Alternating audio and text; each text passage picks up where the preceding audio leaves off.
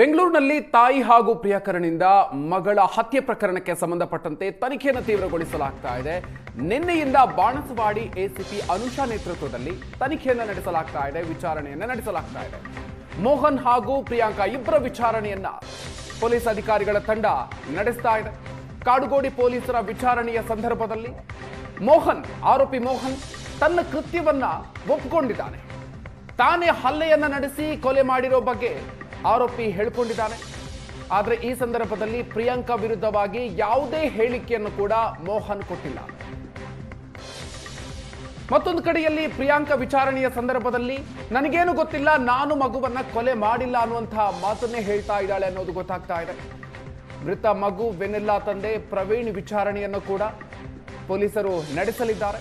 ಜೊತೆಗೆ ಶೀಘ್ರದಲ್ಲೇ ಎಫ್ಎಸ್ಎಲ್ ವರದಿಯನ್ನು ಕೂಡ ಕೊಡಬೇಕು ಅಂತ ಹೇಳಿ, ಪೂರ್ಣ ಪ್ರಮಾಣದ ಎಫ್ಎಸ್ಎಲ್ ವರದಿಯನ್ನು ಕೊಡಬೇಕು ಅಂತ ಕೂಡ ಅಧಿಕಾರಿಗಳು ಮನವಿಯನ್ನು ಮಾಡಿದ್ದಾರೆ ಎಫ್ಎಸ್ಎಲ್ ಟೀಮ್ಗೆ. ತನಿಖೆಯನ್ನು ತೀವ್ರಗೊಳಿಸಲಾಗ್ತಾ ಇದೆ. ಎಸಿಪಿ ಅನುಷಾ ನೇತೃತ್ವದಲ್ಲಿ ನಿನ್ನೆಯಿಂದ ಮೋಹನ್ ಹಾಗೂ ಪ್ರಿಯಾಂಕಾ ವಿಚಾರಣೆಯನ್ನು ನಡೆಸಲಾಗ್ತಿದೆ.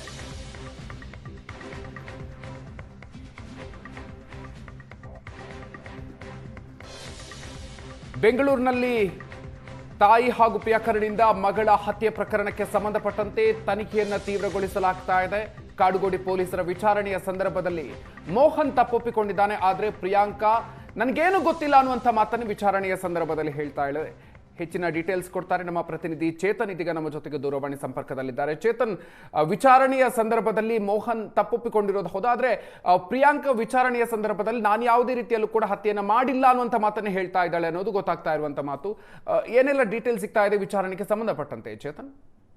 ಮಧುಕರ್, ಇವಾಗ ಆಲ್ರೆಡಿ ಈ ಕಾಡುಗೋಡಿ ಮಗು ವೆನಿಲ್ಲಾ ಕೇಸ್ ಏನಿದೆ, ಕೊಲೆ ಕೇಸ್, ಇದನ್ನ ಬಾಣಸವಾಡಿ ಎಸಿಪಿ ಅನುಷಾ ಅವರ ನೇತೃತ್ವದಲ್ಲಿ ಒಂದು ಟೀಮ್ ಇದೀಗ ಇನ್ವೆಸ್ಟಿಗೇಷನ್ ಅನ್ನ ಮುಂದುವರಿಸಿರುವಂತದ್ದು. ಅಂದ್ರೆ ಮೊದಲಿಗೆ ಕಾಡುಗೋಡಿ ಪೊಲೀಸರು ಪ್ರಿಯಾಂಕಳನ್ನ ಮತ್ತೆ ಮೋಹನ್ ಇಬ್ಬರನ್ನು ಕೂಡ ಅರೆಸ್ಟ್ ಮಾಡಲಾಗಿತ್ತು. ಪ್ರಿಯಾಂಕಳನ್ನ ಅರೆಸ್ಟ್ ಮಾಡಿ ಒಂದು ಕಸ್ಟಡಿ ಕೂಡ ಪಡ್ಕೊಂಡಿದ್ರು. ನಿನ್ನೆ ಅಂದ್ರೆ 2-3 ದಿನಗಳ ಹಿಂದೆ ಅಷ್ಟೇ ತನಿಖಾಧಿಕಾರಿಯಿಂದ ಅನಧಿಕೃತವಾಗಿ ಒಂದು ತನಿಖೆಯ ವರದಿ ಏನಿದೆ ಅದನ್ನ ಪಡ್ಕೊಂಡಿದ್ರು. ಕಂಪ್ಲೀಟ್ ಕೇಸ್ ಫೈಲ್ ಅನ್ನು ಕೂಡ ಟ್ರಾನ್ಸ್ಫರ್ ಕೂಡ ಮಾಡ್ಕೊಂಡಿದ್ರು. ಸದ್ಯಕ್ಕೆ ಕಾಡುಗೋಡಿ ಪೊಲೀಸರ ವಿಚಾರಣೆ ವೇಳೆ ಮೋಹನ್ ಏನು ಒಂದು ಹೇಳಿಕೆಯನ್ನು ಕನ್ಫೆಸ್ ಸ್ಟೇಟ್ಮೆಂಟ್ ಅನ್ನ ಕೊಟ್ಟಿದ್ದ, ಆ ಒಂದು ಹೇಳಿಕೆಯನ್ನು ಕೂಡ ಪಡ್ಕೊಂಡಿದ್ದಾರೆ.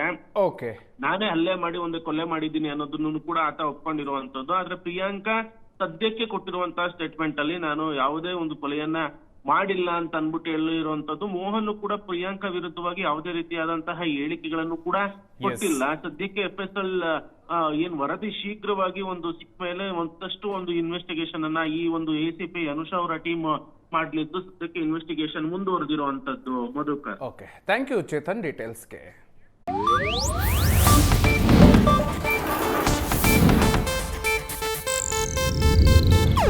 ಇದು ಏಷ್ಯಾನೆಟ್ ನ್ಯೂಸ್ ನೆಟ್ವರ್ಕ್ ಪ್ರಸ್ತುತಿ.